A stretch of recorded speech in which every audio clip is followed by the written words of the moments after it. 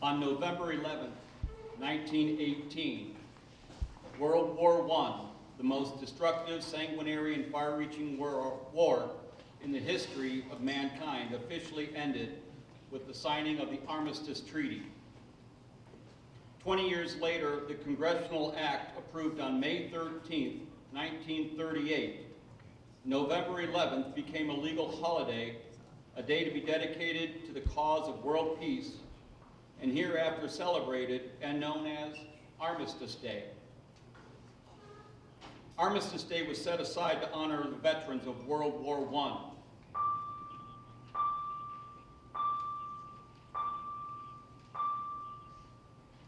But in 1954, after World War II had required the greatest mobilization of soldiers, sailors, Marines, and airmen in our nation's history, after American forces fought the aggressions in Korea, the 83rd Congress, at the urging of the Veterans Service Organization, amended the Act of 1938, changing the word armistice to veterans.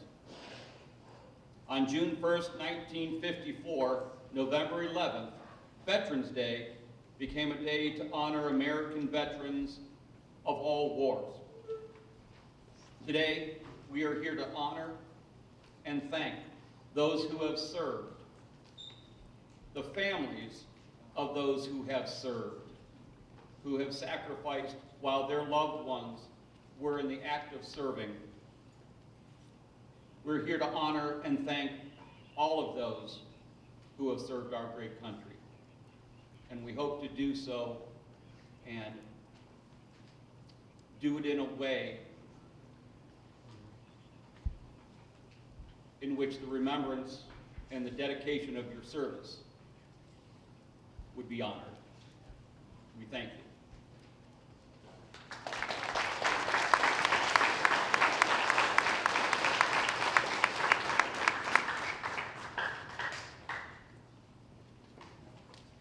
We want to thank our students, the 8th grade class, the 8th grade staff and teachers for planning today's event.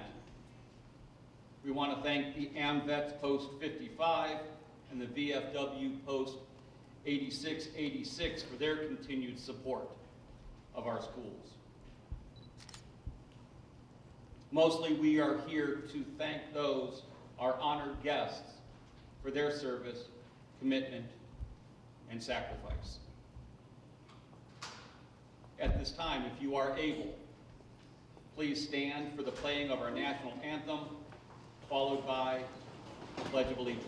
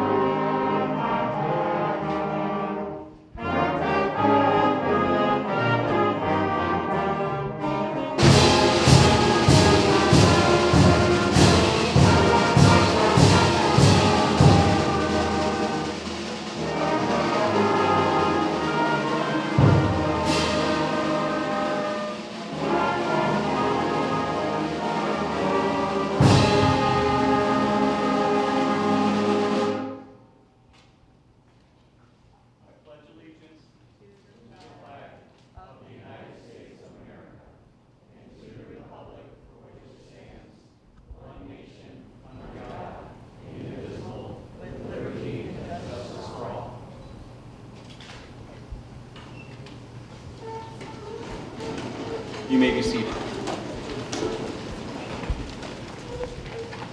this time, I would like to introduce Mrs. Schremp, one of our teachers here at the middle school. She has prepared some students, some of their writings as well, that will come up and honor you with words that they've put down on paper.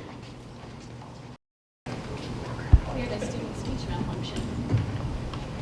Good morning, veterans and families. I'd like to thank you all for being here. More importantly, I'd like to thank the veterans for your service. 8th graders at, let me catch my breath, that was running out. Okay.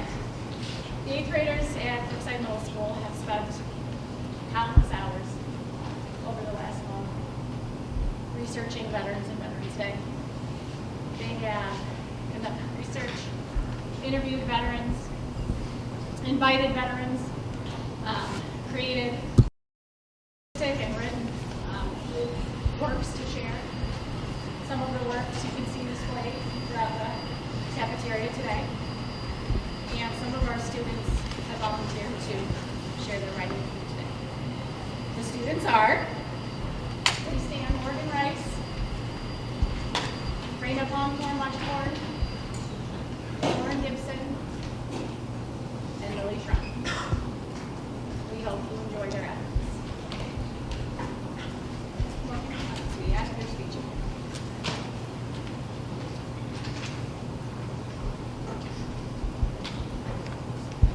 Hello, my name is Morgan Rice, and I'm in 8th grade. I want to thank you all for coming here. So welcome to Brookside Middle School. We are grateful to have so many special guests in attendance today.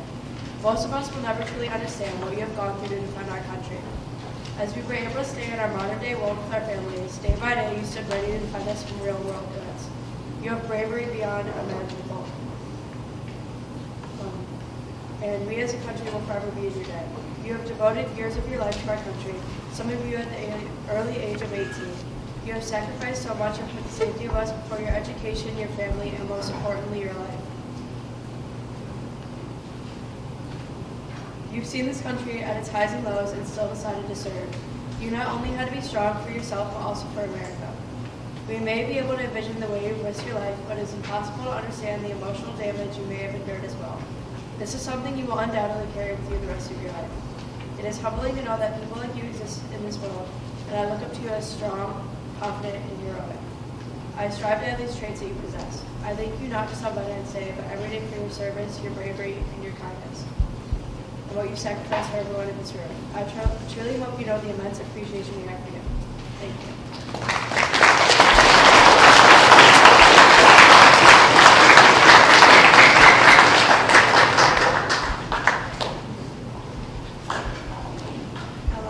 Hello to all the veterans and families out there. My name is Raina, and I've always been a military child.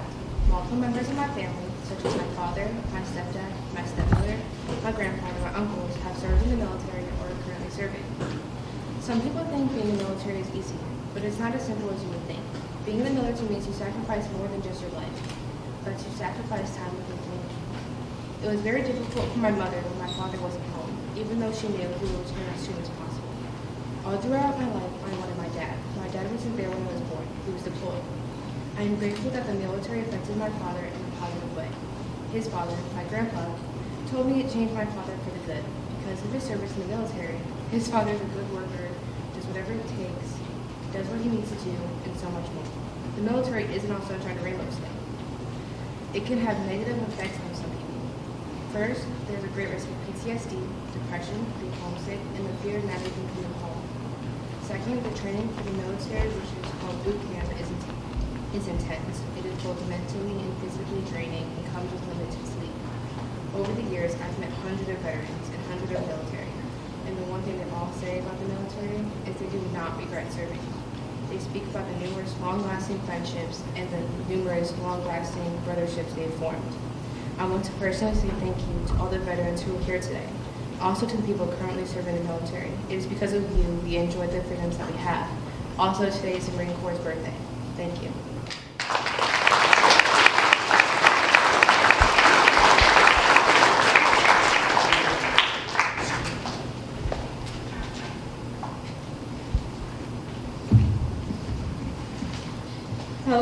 veterans, my name is Lauren Gibson.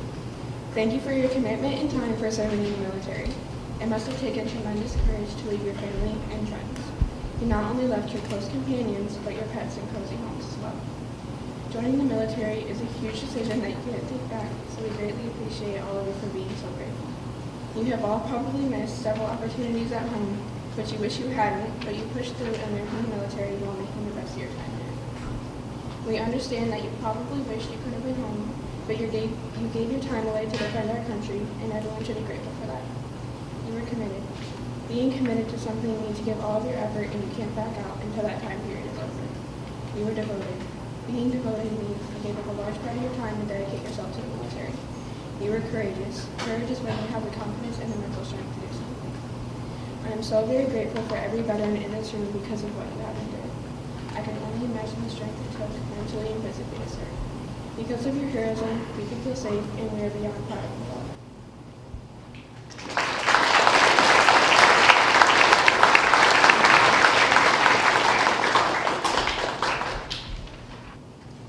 My name is Lily Shrepp, and I just want to say thank you for your service. I have a poem to read to you. The hero. He was so young, just 18, and building up the nerve. This country that he loved so much, he felt the need to serve.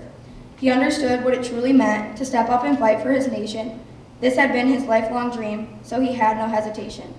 His parents knew what his fate could be and feared he might deploy.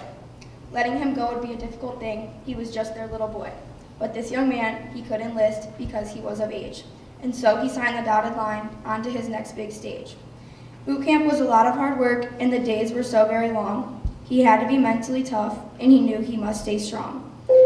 He persevered through all the pain and graduated boot camp with pride. This accomplishment brought a smile that he clearly could not hide. Now it was time. He was sent to battle, and he was somewhat scared. But he was able to face his worries because his training had him prepared. Through the screams and cries and loss, the young man never lost sight. He wanted to be with his family, but he first had to fight the fight. When the war eventually ended and he made it out of harm, he was finally on his way home and to his family's arms. A soldier you might call him, but that's not only his name. Because of all he sacrificed, a hero he became.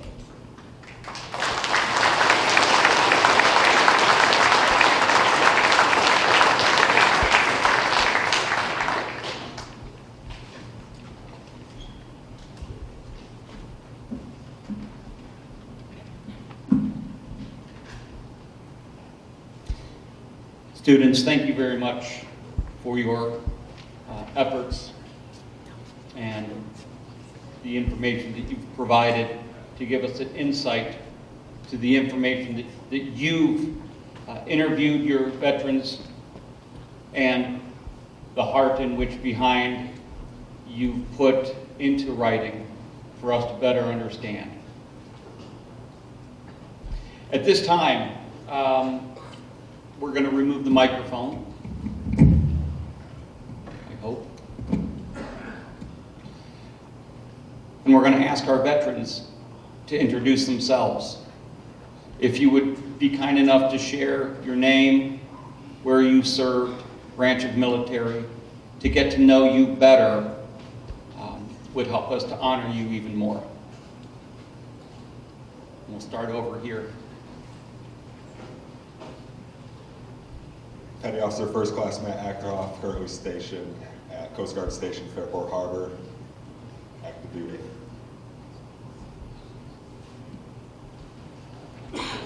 I'm Justin Pellington from Washington, United States Marine Corps.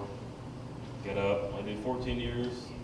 I served in Iraq, went to Kuwait, a bunch of other different countries. Thank you guys for setting this up.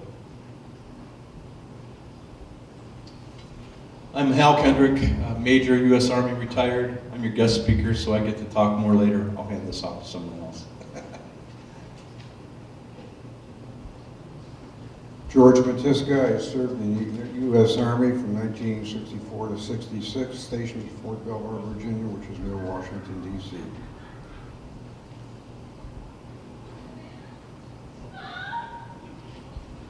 I'm Brian Hazlett, U.S. Army. I was stationed at Panmunjom, Korea, in the center of the demilitarized zone.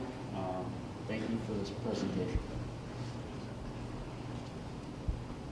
Staff Sergeant Ruben Spurlock, United States Air Force. I spent 5 years down at Wright-Patterson Air Force Base, a year in Bagram, Afghanistan, and then 3 years at Joint Base Pearl Harbor Hickam. Thomas Hicks, Staff Sergeant U.S. Army, served at Fort Hood and then Bosnia and then a year in Iraq. Al Gibson, U.S. Navy. I was in Groton, Connecticut. Josh Shorter, was in the Marine Corps for 8 years, served in Iraq and Afghanistan. Sergeant Tom Fox, United States Army, Fort Lewis, Washington, a little bit of time in South Korea. Emily Fox, I was a hospital corpsman in the United States Navy from 1997 to 2002. Navy, thanks you for that. My name is Dennis Vollick, past commander of our VFW here, 8686. Spent 13 months outside Da Nang, trying to help these Marines get around so they didn't get lost out there. Thank you very much. Nice job, kids. Gary Eckerode, United States Marine Corps, 1965 to 67. Camp Pendleton, Camp Lejeune, and Vietnam. Thank you. William Jones, retired Navy, 24 years. Did time in California, Great Lakes, Virginia. Traveled all over the world. Thanks, granddaughter, for inviting us. Thanks to school for inviting me. Appreciate all your service. Thanks.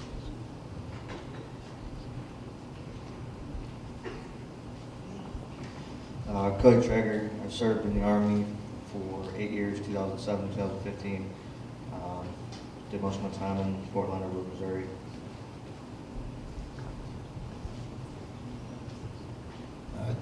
Dan Bauer, United States Navy, 1968 to 1972, mostly on the USS Brumby, DE-1044.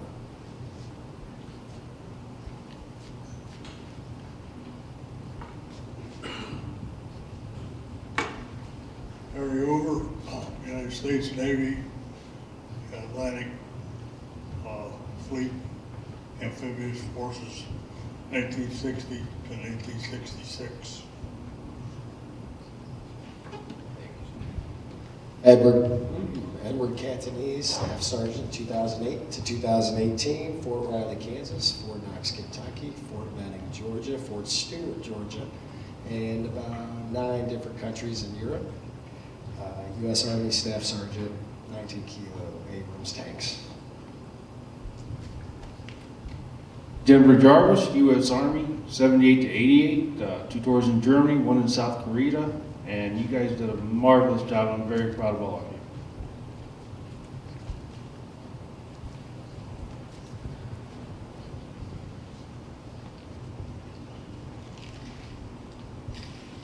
you. Niles Johnson, United States Navy, Submarine Force from 69 to 81. And I'm proud to be here. I'm proud of all you kids who did a great job. Kevin McLaughlin, aviation ordnanceman, worked on F-18s, stationed on the USS John F. Kennedy and USS Theodore Roosevelt, and did some wartime in Operation Allied Force with the Kosovo conflict. Thank you very much. You guys are doing a great job. Cynthia Miller, United States Marine Corps, and I served in Iraq.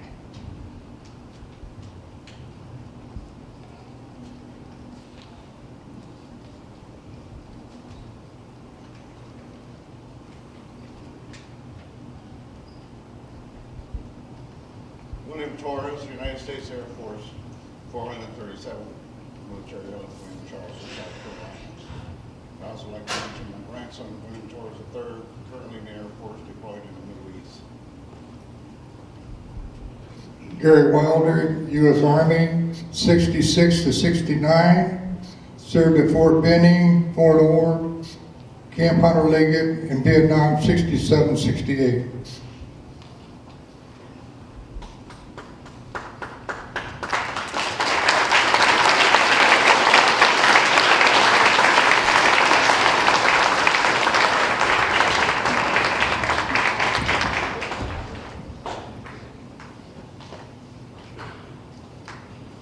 Ladies and gentlemen, thank you again so much for your service. You'll notice to my right sits an empty chair, so that we will never forget those who have made the ultimate sacrifice and those who have gone on before us. If you would please join me in a moment of silence.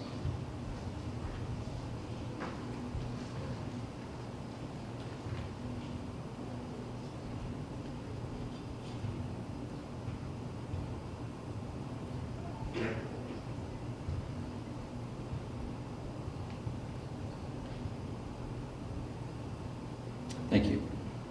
At this time, I would like to introduce Mrs. Prokrepta and the choir.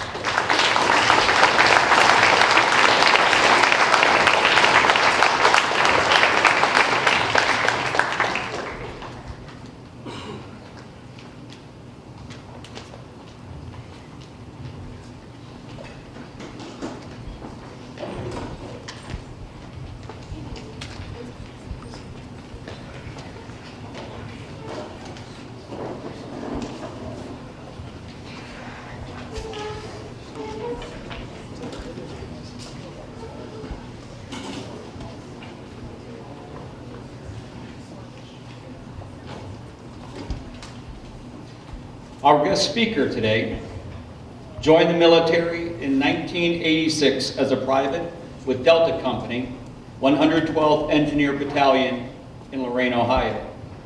He was commissioned as a second lieutenant in 1989 and has commanded several National Guard companies throughout Ohio before becoming the logistics officer for the 612th Engineer Brigade. His career has spanned 24 years in the National Guard, serving on 3 state active duty flood relief missions, humanitarian aid missions in Honduras and Jamaica, hurricane relief missions in Louisiana after Hurricanes Katrina and Rita. His career culminated with a 1-year tour of combat in Iraq, 2009. He retired in 2012 as a major and now resides in Amherst, Ohio with his wife Lori, his 3 daughters, and his grandson. He currently serves us as the Sheffield Lake City Schools business manager. Please help me in welcoming Mr. Hal Kendrick, Major, U.S. Army, retired.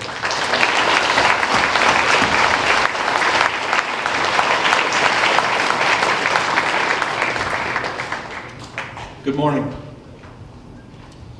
You'll see a few pictures up behind me. Thought I would just run those. Those are some of the pictures from my time in Iraq, and specifically the one there is what happens when you come back from Iraq and you go and try to pick up your daughter at school. Not only did she cry her brains out, but everybody else did, and I did not expect that. It certainly wasn't what I was going for. But good morning. My name's Hal Kendrick, again, Major, U.S. Army, retired, and I am honored to be here in the presence of so many heroes and great service members. I consider you all my family. One thing I want to say to the students, this is one of the coolest performances and coolest presentations honoring veterans I've ever seen in my life. So if someone asks you, did you thank a veteran today, you can answer with a resounding, yes, I did. Good job.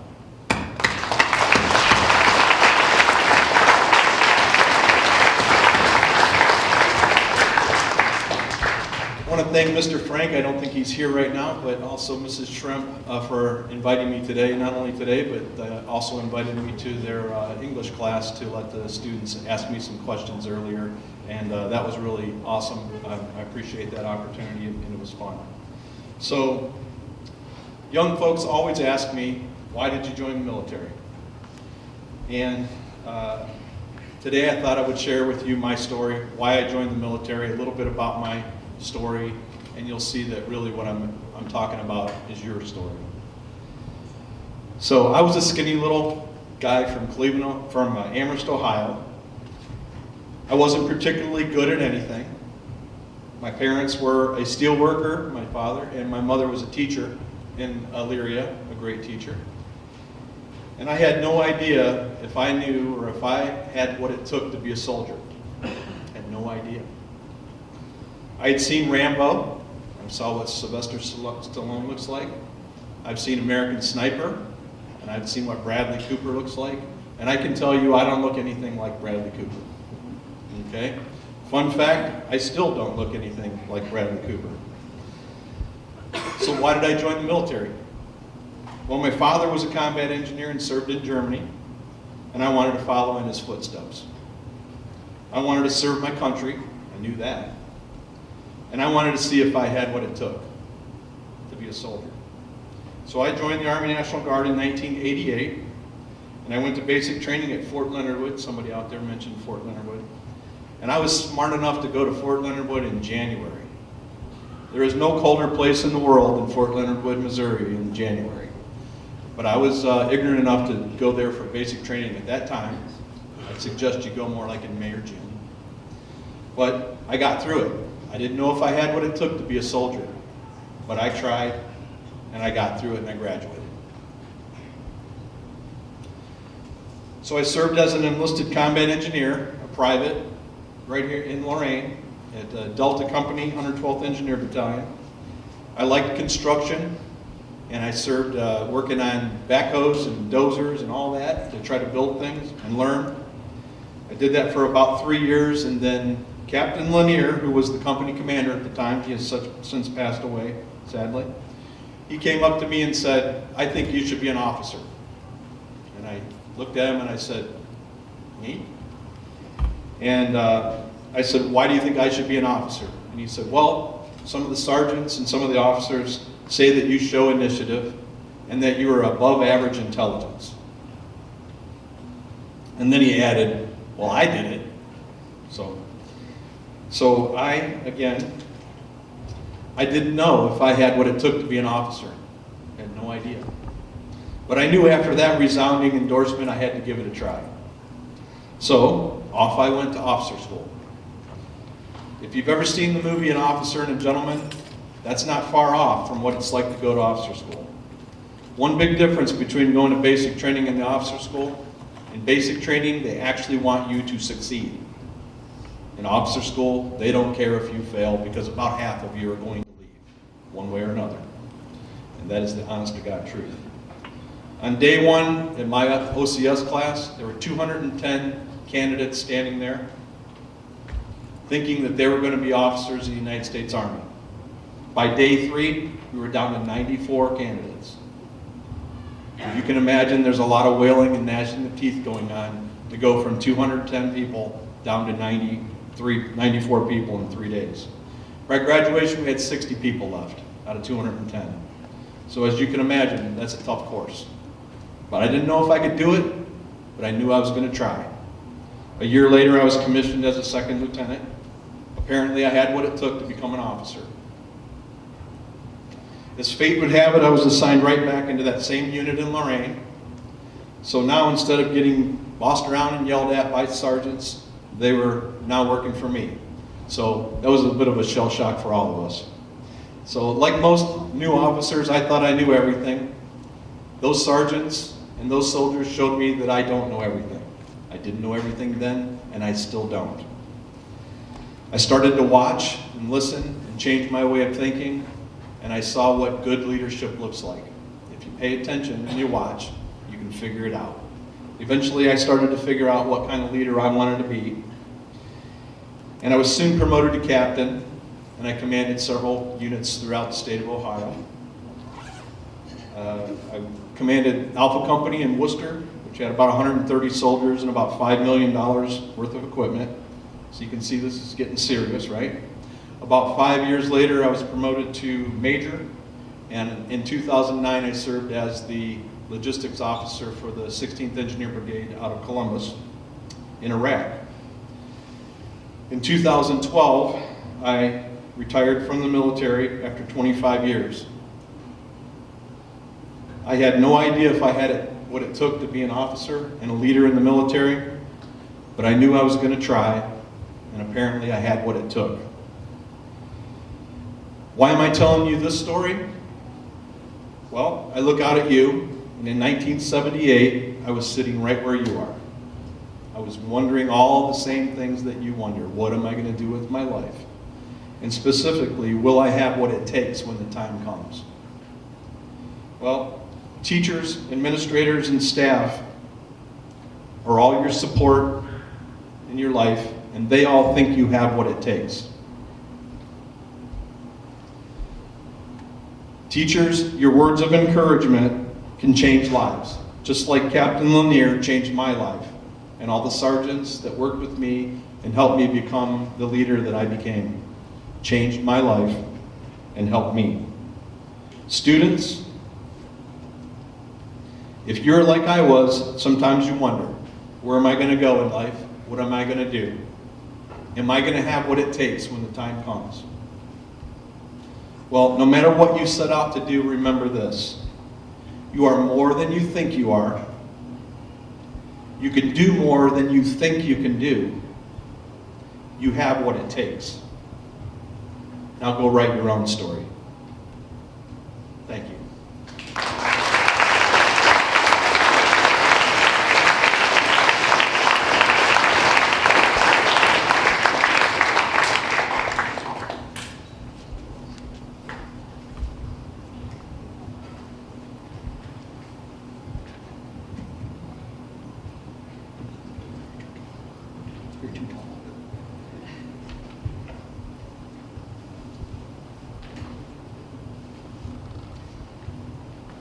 In 1862, General Daniel Butterfield composed Extinguished Lights, a 24-note melody that was played to signal to the troops that it was time to turn in. In 1891, that melody was formally recognized as taps, which is played to tribute those who have paid the ultimate sacrifice.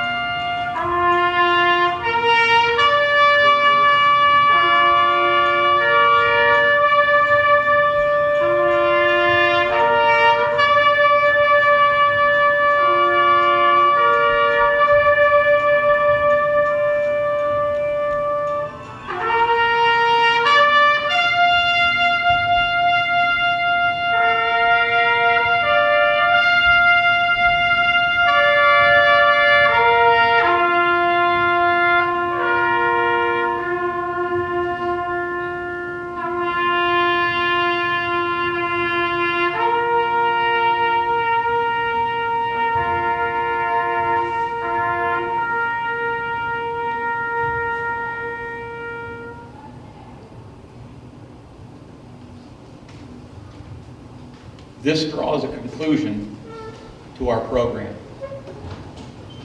but it does not draw a conclusion to our opportunities to continue to honor the heroes, the families of heroes, and the veterans who have given up their personal time and of their lives to serve